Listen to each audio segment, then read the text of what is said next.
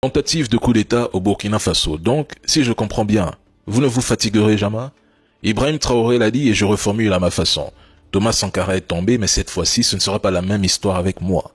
Le complot récemment déjoué prévoyait l'utilisation de drones kamikazes, d'armes et de fonds déjà prêts à l'emploi pour financer une mutinerie avec en prime le soutien de mercenaires.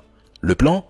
Acheter des consciences au sein de l'armée, convaincre certains soldats de trahir leur hiérarchie, financer la logistique notamment, le déplacement de mercenaires stationnés dans un pays voisin et sécuriser des complices bien placés. L'objectif final était de renverser le régime de transition dirigé par le capitaine Ibrahim Traoré au profit d'intérêts néocoloniaux africains complices et autres puissances impérialistes. Les traîtres comptaient miser sur la fatigue des VDP et sur une faille militaire pour faire tomber le pouvoir. Mais leur plan était stoppé net grâce à l'arrestation de plusieurs hauts gradés, notamment issus du BIR et de la justice militaire.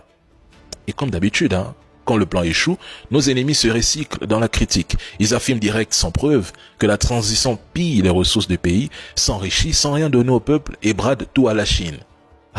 Donc le plan, c'était de réussir un coup d'État, puis faire semblant de jouer à la démocratie avec des élections bidons juste pour installer un pion bien docile. Un type qui viendrait embrasser l'Occident et annoncer officiellement la sortie du Burkina de l'AES, histoire de briser l'alliance. Mais franchement, vous manquez cruellement d'imagination. Mais c'est tellement prévisible que ça en devient comique. Mais vous avez oublié un détail. Ibrahim n'est pas seul. Il a misé gros sur l'armement, la formation, le renseignement. Et ses services sont loin d'être à la traîne.